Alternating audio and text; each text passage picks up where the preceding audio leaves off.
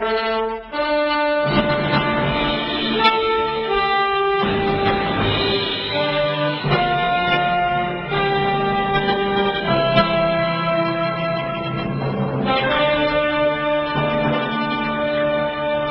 to Shattering This, a program devoted to the most important and fastest growing segment of society.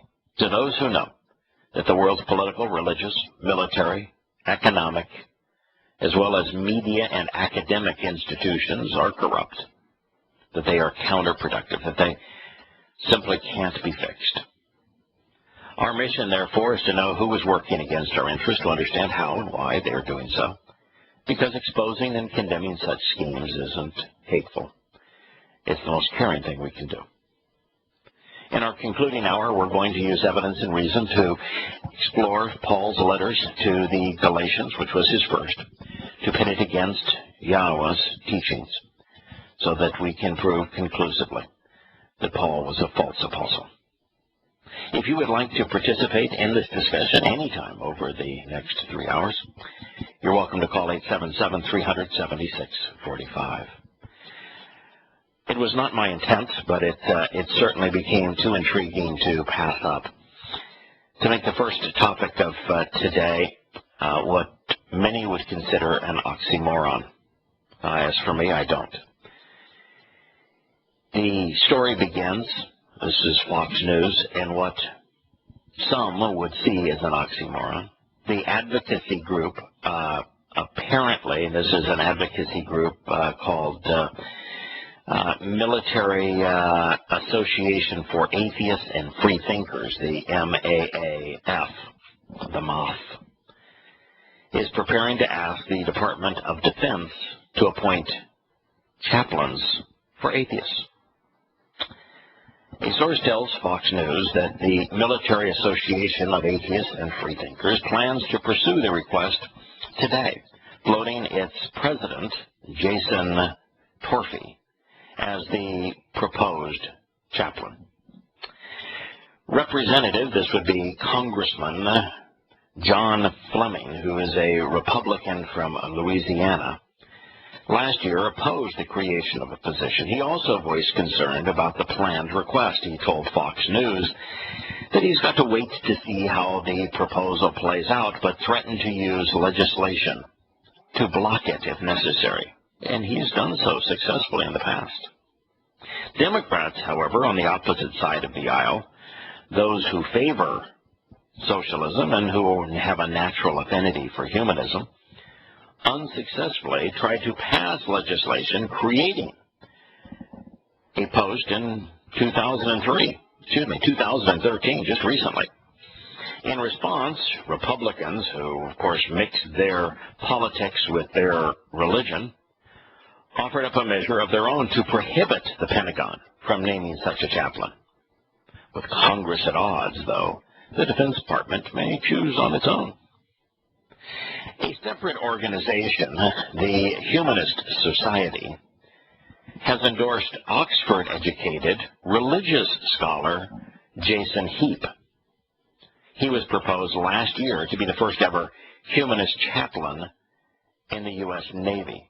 Now, I found that interesting, and we've had a number of discussions with Glenn, who calls the program regularly, who is well educated on this topic, who is not fond of me referring to socialist secular humanism as a religion, noting, as he has, and he is certainly accurate in doing so, that secularism and sectarianism, which is one is non-religious and the other is religious, that blending secularism with religion would be an oxymoron. He's right. Those terms go together like oil and water. But nonetheless, when you see a story like this, it certainly gives credence to the idea that humanism has become a belief system in America, and that it may, in fact, be the fastest growing, in fact, I would argue it is the fastest growing belief system in the country. Well, I think it represents now about 20 or so percentage of the American people. Although I don't think they would actually identify themselves with the belief system. Their lifestyles, their approach to life would suggest that they are. And that if you were to take younger Americans, those most recently influenced by academic institutions, where political correctness is professed with religious zeal, that you'd have a much higher percentage than that who would associate themselves with humanism, particularly identifying themselves with humanistic ideals. The MOF, the organization that is offering the application for the humanist chaplain, has argued that more people identify themselves as atheists and as humanists in the U.S. military than all other non-Christian denominations. The Republican lawmakers who have fought these efforts have described the push as nonsensical. The motto of the Army Chaplain Corps is, after all, Pro Dio et Patria, for God and country. It's pretty amazing that they would declare their motto in Latin, which of course is the language of Rome, where Rome made exactly the same declaration. It was for gods and country. In fact, it is the Roman experience of blending politics and religion that gave birth to the Roman Catholic Church and the Eastern Orthodox Church.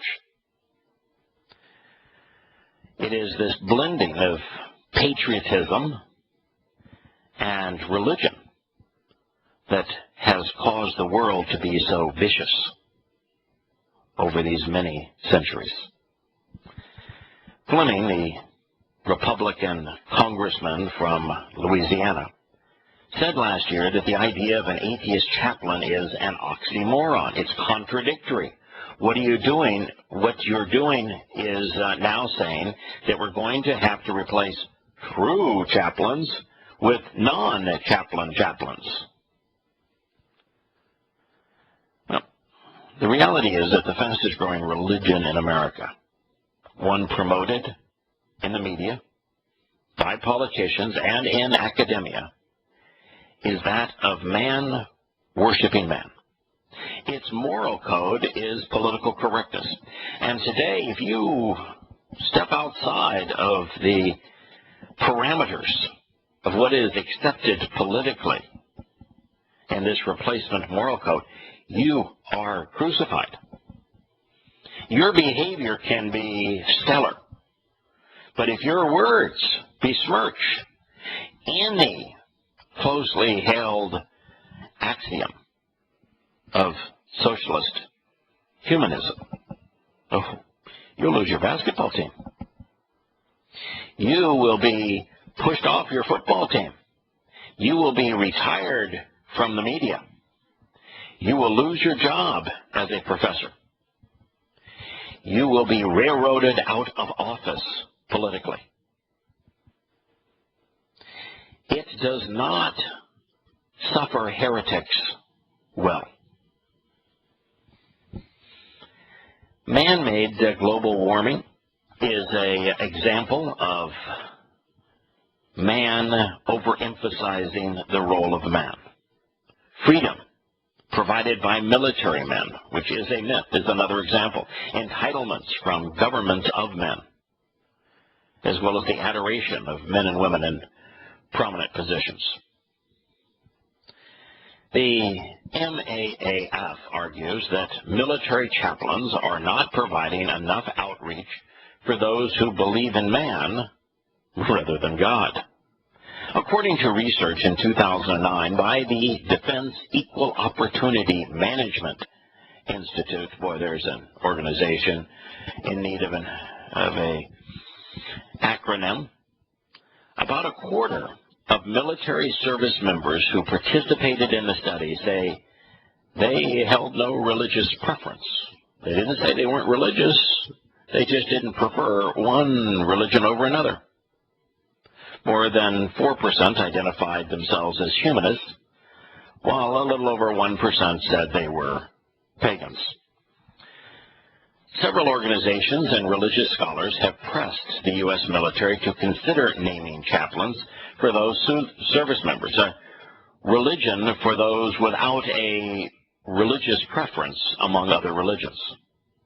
Such broad-based and growing support of professionals and experts should make it easy for the Department of Defense and the Navy to open their doors to diversity, to those whose belief systems includes humanists and non-theists.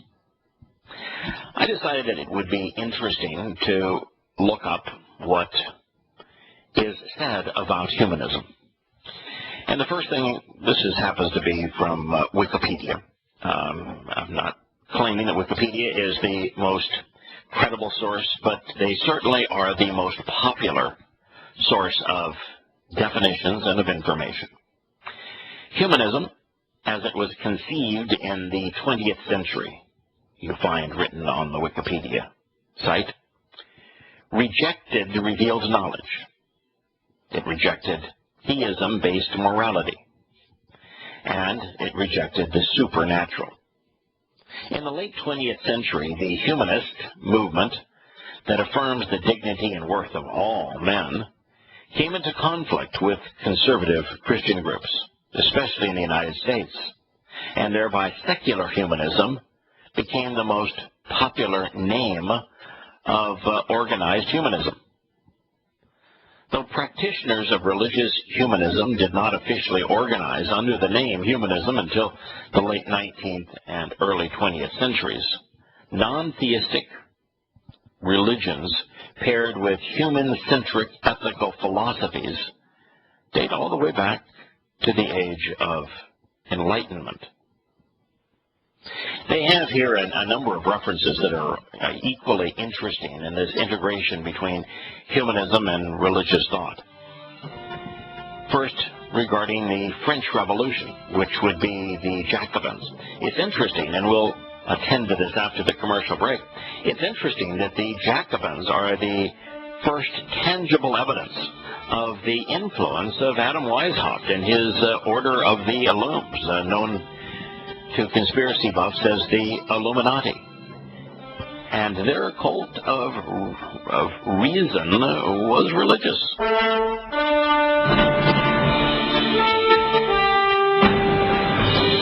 So the first manifestation of the religious aspect of humanism came through the cult of reason.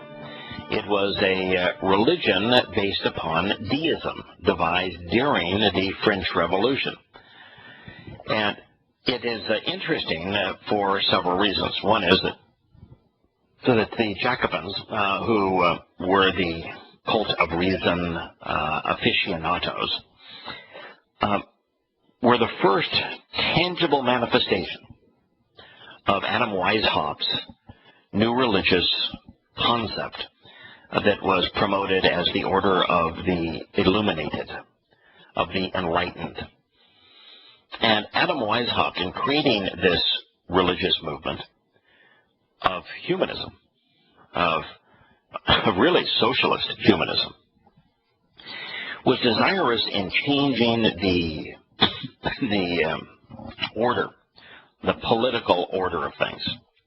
He didn't like the fact that kings ruled because of their past, that the new king was the son of the old king, and that this method of controlling Europe was cemented into place by the Roman Catholic Church and in the East, the Eastern Orthodox Church. So he wanted instead to have the most enlightened men, the best educated men. He was a college professor in Germany.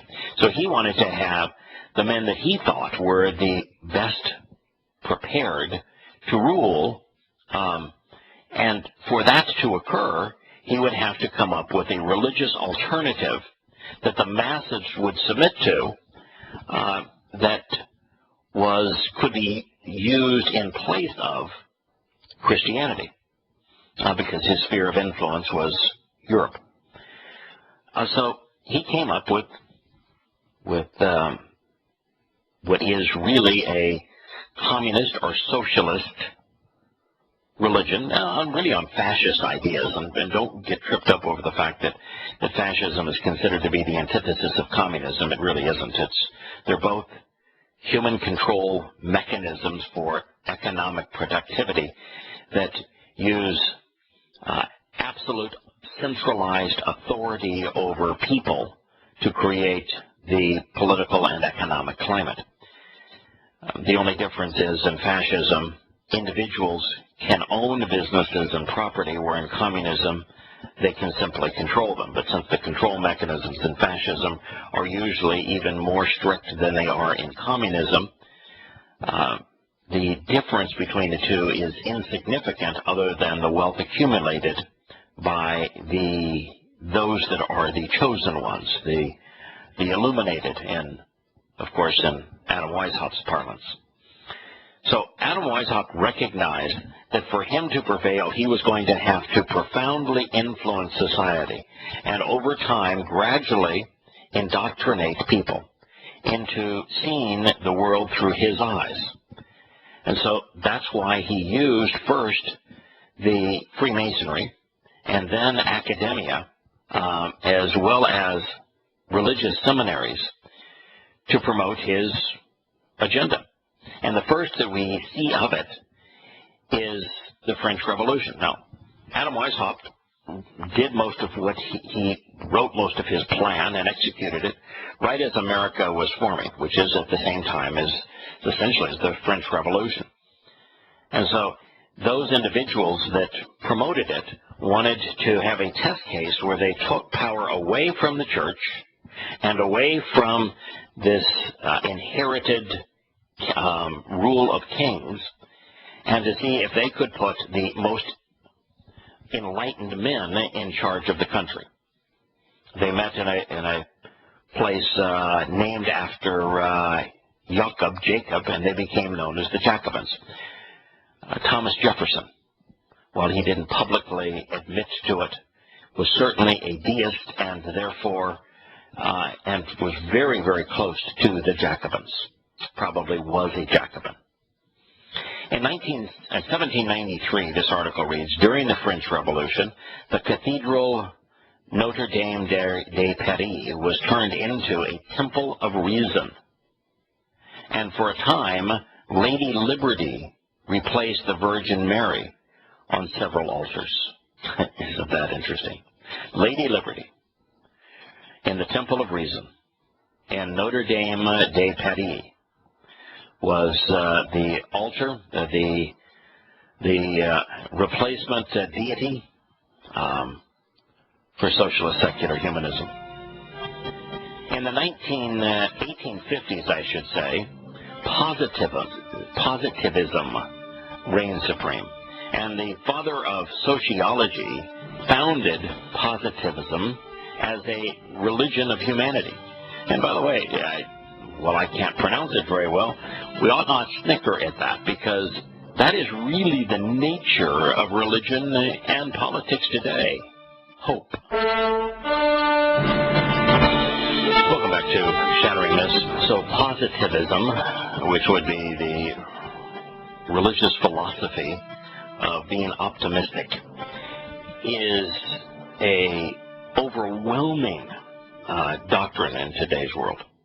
It is pervasive, particularly in politics, where providing hope is typically the difference between those who prevail and those who do not, even if the hope is completely misguided, even if there is really no hope, even if what the person is doing is just a continuation of what their predecessors have done. Hope we can believe in is the mother's milk of politics. And it is also the basis of standard religions. particularly in Christianity, where hope that those who have passed away will be in heaven, where there is hope of salvation based upon what one believes. They're false hopes. But hope is what drives both patriotism, it drives economic activity, it drives political ambitions. We have Glenn on the line, who I'm sure has insights regarding the development of humanism as a quasi-religious doctrine. Hello, Glenn. Hello, Yana. I can hear the refrain echoing down through history.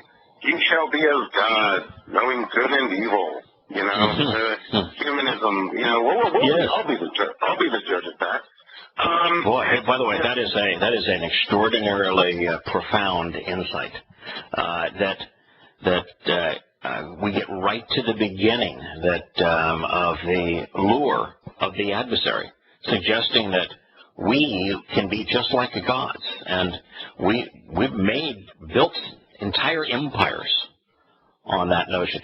Right now, I'm in the middle of editing the mini series I've written on the wars of the Roman Empire, and the stage I'm at right now has Julius Caesar attempting to manifest himself as God, and how the Roman Empire emperors after him literally created statues of themselves in shrines made to honor themselves, so that they would be worshipped as if they were gods.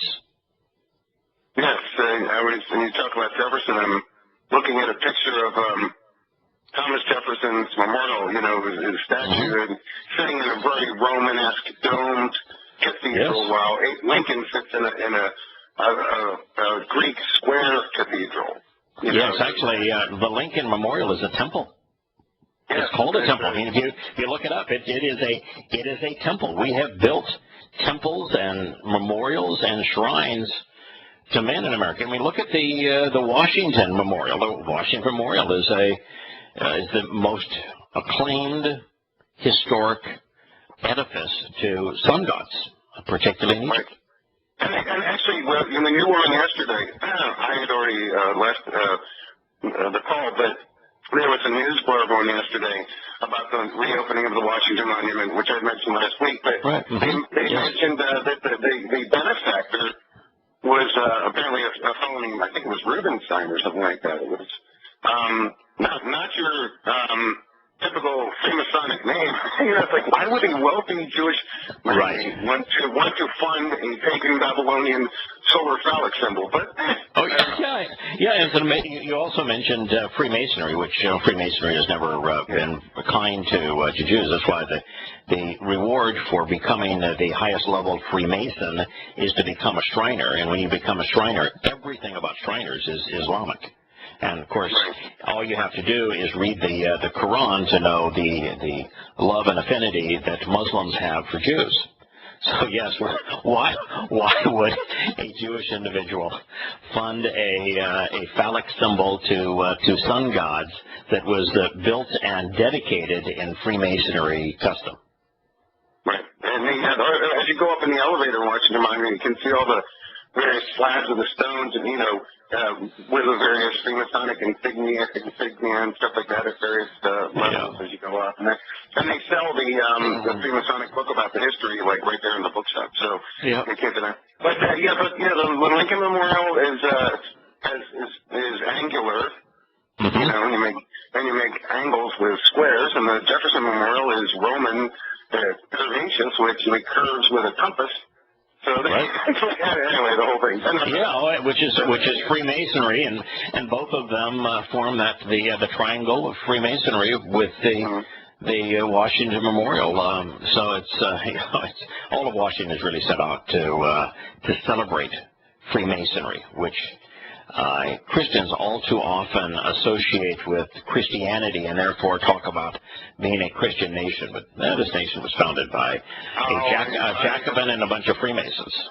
I have battled, there's a Christian talk show host who I have politely argued with about that. And it's like, even if you could prove that the middleman about America's Christian nation, what's the point? There's actually nothing to be gained from trying to make the point that America is or was a Christian nation. Italy is a Christian nation. It has a state religion. Britain's a Christian nation. Germany's a Christian nation with two-state religion. What good does it do them? What is the point of even if somebody conceded the point, so what? It produces no. Yeah, of course. One of the interesting, if being a Christian nation was considered a good thing, and you received, from their perspective, God's blessing by being a Christian nation, then when Rome under Constantine officially adopted Christianity as the state religion, actually occurred right after Constantine that it was officially adopted. But if you look at the history of Rome from that point forward, it was a series of a half a step forward and 49 step backward. I mean, it was devastating. You look at the caliber of the emperors. You look at the treatment of their neighbors. You look at the decadence that grew inside of the country. Rome as a Christian country was even more despicable than Rome was as an empire. Oh yeah, and then the Vatican as a civil power. I believe it was a French king that deposed the Vatican from civil power, which kind of began to turn Europe more towards sanity. But I forget what year that was. But anyway, it's just a mess. Well, if you look at even the rise of the Vatican, of the papal power, the earliest popes had seances inside of the Vatican. They ran brothels inside of the Vatican. Rather than being elected by the influence of the Holy Ghost, as they say, you earned the right to play king to God by how much you were willing to pay. And it was all about bribery. Being a Christian nation is not synonymous with being good. It is actually more prone to being synonymous with being evil and corrupt. Right, exactly. But as what you were saying earlier about humanism, I think more and more people are catching on. Also, as you talked about socialism, socialism is technically an economic system. Right. Communism is a political system that utilizes socialist economics. A lot of people don't get that. They think socialism is communism light, but it's not. Yeah. Well, but to a large degree, though, fascism, communism, socialism are also mindsets. They embrace, typically and almost universally embrace certain doctrines that cause them to be more than just various political or economic in their nature. But socialism is the idea of socializing the means of production, where communism is defined as the centralization, if you will, the communal nature of politics. But in reality, both of those two come literally with religious and political baggage, as well as the economic influences. One of the things that always bothers me the most about them, of course, is that capitalism is always positioned against communism, when in fact communism, like fascism, is a capitalistic economic system. All systems are capitalistic. Capital comes in a variety of different forms. People are considered a capital good. Property is a capital good. Money is a capital good, and they're all deployed in different ways, organized in different ways under those economic systems. And so, if you wanted to make a distinction, it's really free enterprise versus socialism would be the proper distinction. Well, with fascism or communism, you always end up with a totalitarian oligarchy, no matter how you slice it, whether it's the government that supposedly has the power or the businesses. What's interesting, too, is we look at history with the Republic of Rome and with the democracy of Greece, that both systems were elitist oligarchies. The vast preponderance of the people could not vote. Rome had a caste system that was far more strict than is the caste system that exists in India. And so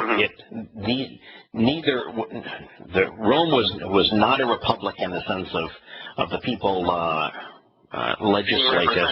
Where they were represented because the only people that were represented in the Roman Republic were the aristocracy. And of course, in the democracies of Greece and Sparta, the only people who had a say were wealthy landowners. Right, and things started out that way here to some degree. But yes, they did. You used to have to be a landowner to vote here originally. Yes, correct. You had to be a male landowner to vote in America. There is, by the way, reason that man gravitates to that position. If those who are net beneficiaries of a political system can vote themselves a raise by taking money away from the few who are enriched, that you will always move towards anarchy. And so it was decided that the best form of government was, even in those areas where there was some tendency to vote, was that only those who had a vested interest, those who were making a net contribution to the country, should decide how the country's finances were spent.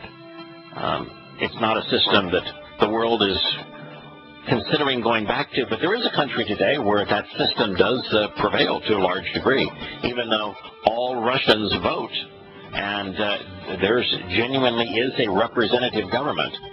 The only ones who get to run for office are oligarchs. We'll be back with Glenn and Shattering Myths after the break.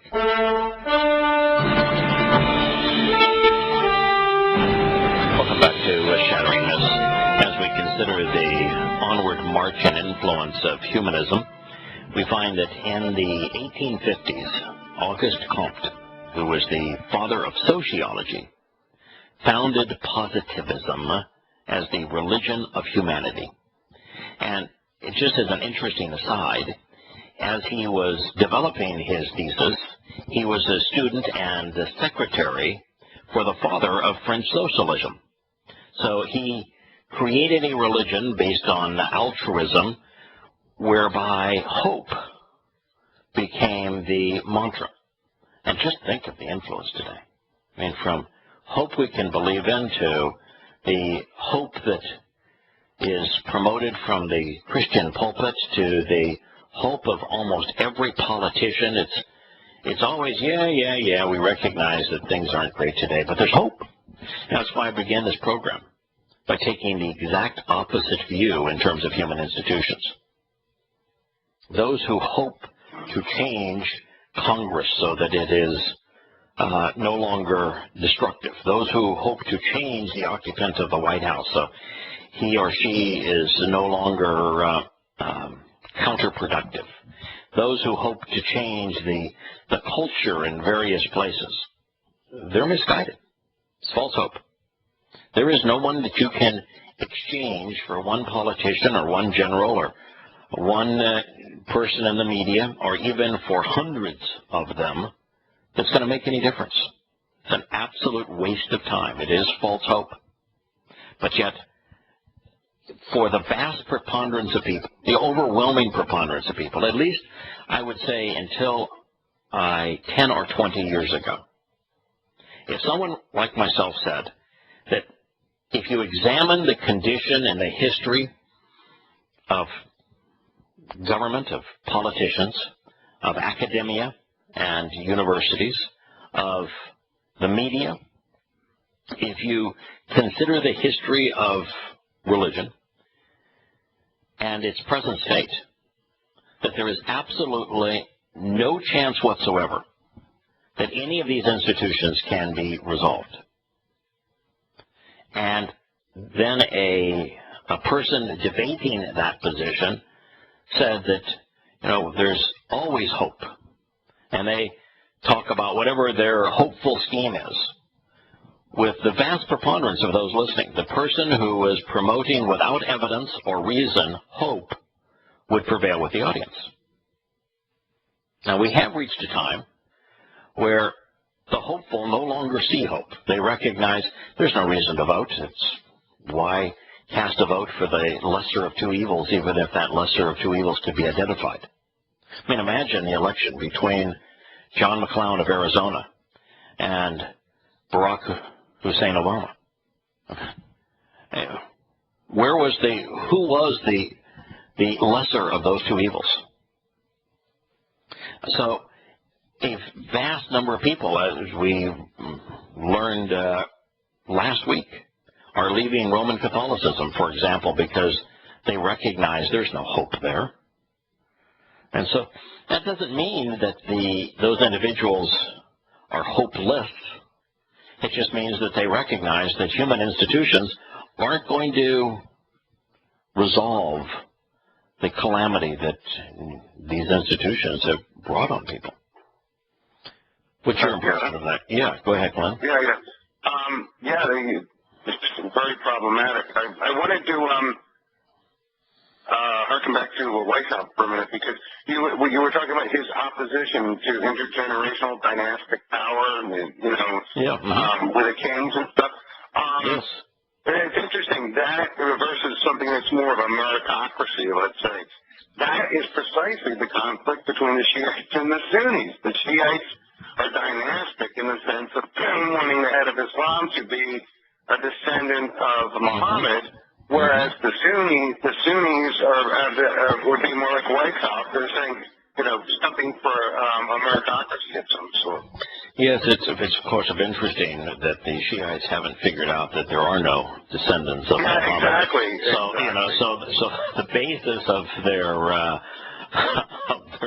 approach is impossible, and of course, with the caliphate falling to the ablest man, what the Sunnis really wanted is a member of the Quraysh tribe to hold office, and of course that meant that Abu Bakr would be first, because Abu Bakr had earned his place by sacrificing his 6-year-old daughter to Muhammad's lust. But then after him, they would propose, and did propose, the ablest and most fierce Islamic warriors. And so the Sunni experience was to model Muhammad's behavior, while the Shiite was to model his genitals, I guess. Neither turned out very well.